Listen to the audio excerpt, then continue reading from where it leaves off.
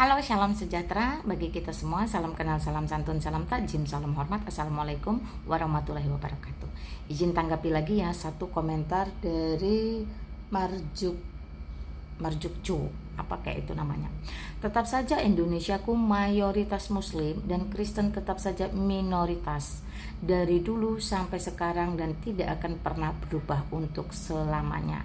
Indonesia bla bla bla bla bla bla bla bla bla bla bla bla. Oke, gini teman-teman ya. Kalau memang tolak ukurnya itu hanya Indonesia, negeri Konoha, ya. So what? Dengan mayoritas ini Indonesia jadi apa di muka bumi? Gak jadi apa-apa. Jadi bahan pergunjingan iya, jadi bahan pembicaraan iya, karena dikit-dikit geruduk ya.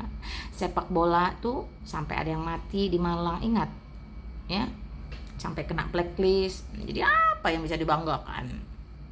Apa coba? Nggak ada toh. Lagi Indonesia itu seperberapa sih dari dunia ini? Sepersekian 000, sekian persen doang. Di dunia ini tidak bisa tidak, tetap kerajaan Allah, kerajaan Kristus to be number one.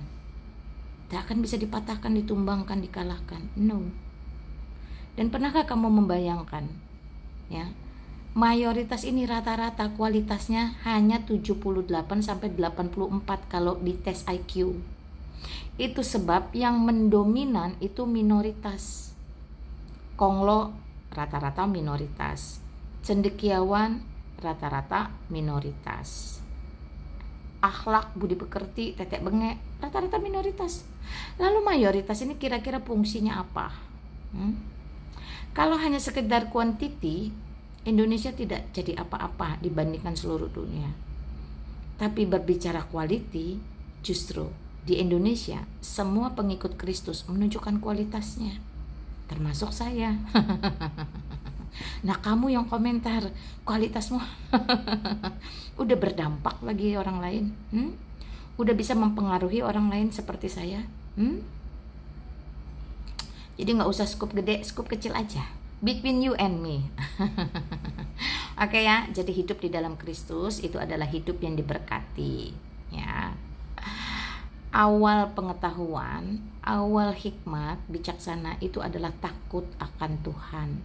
Tuhan di sini tentu adalah Allah Tritunggal Maha Kudus, Allah Tritunggal Maha Esa, ya, bukan berhala, bukan Allah negeri Mekah, bukan. Sekali lagi, bukan. Oke ya, jadi minoritas mayoritas itu tidak menjadi satu hal yang mempengaruhi, enggak, sama sekali enggak. Itu sebab di dalam Alkitab dikatakan, pergi jadilah terang dan garam dunia. Orang-orang seperti saya akan pergi ke pondok-pondok pesantren, pergi ke jalanan, pergi ke kaum marginal tuh ya, di kolong-kolong jembatan. Itu rata-rata gepeng, gelandangan, pengemis. Itu saudara seukuhmu. Bisa dipastikan rata-rata mereka tuh hasil nikah siri dan mut'ah ya. Bayangkan. Jadi kalau hanya sekejar kuantiti gampang. Kucing aja beranak pinak banyak tanpa kawin, tanpa sah, tanpa keluarga. Nah, jadi kalau cuma kejar kuantiti, apa bedanya dengan kucing? Ya, seperti itu ya. Tetapi kalau berbicara tentang quality, itu satu keluarga yang punya komitmen, satu suami, satu laki-laki, satu Hawa, satu Adam. Sejak semula Allah menciptakan berpasang-pasangan, bukan geng-beng. Oke.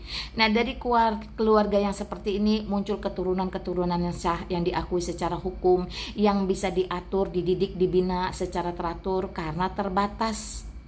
Tapi kalau udah mutah, dikit-dikit siri, dikit-dikit mutah, ngapain? Kayak kucing. Oke ya, jadi minoritas mayoritas tidak mempengaruhi sedikit pun, tapi yang lebih penting itu adalah kualitas. Karena mayoritas tidak menentukan sebuah kebenaran, tetapi kebenaran ditentukan dari kualitas yang tahan uji, bisa diuji, mumpuni, dan terbukti bermanfaat bagi kemaslahatan umat. Sampai sini sadar, paham? Ya, selamat bangga menjadi mayoritas dengan IQ 78-84 dan bersyukur bagi mereka yang hidup di dalam Kristus, mereka yang dipimpin oleh Roh Kudus, mereka yang dirahmati dengan hikmat dan bijaksana, tentu jauh lebih berkualitas dan bisa menjadi rata-rata sih jadi pimpinanmu, jadi bosmu. Dan yang mayoritas ini memang rata-rata jadi keset kaki, karyawan, kuli, atau pekerja-pekerja lapangan yang kasar. Banggakah kamu dengan seperti itu? Silahkan saja, no problem. Oke? Salam santun, salam takjim, salam hormat. Jangan marah-marah, biasa aja. Toh kamu mayoritas, toh?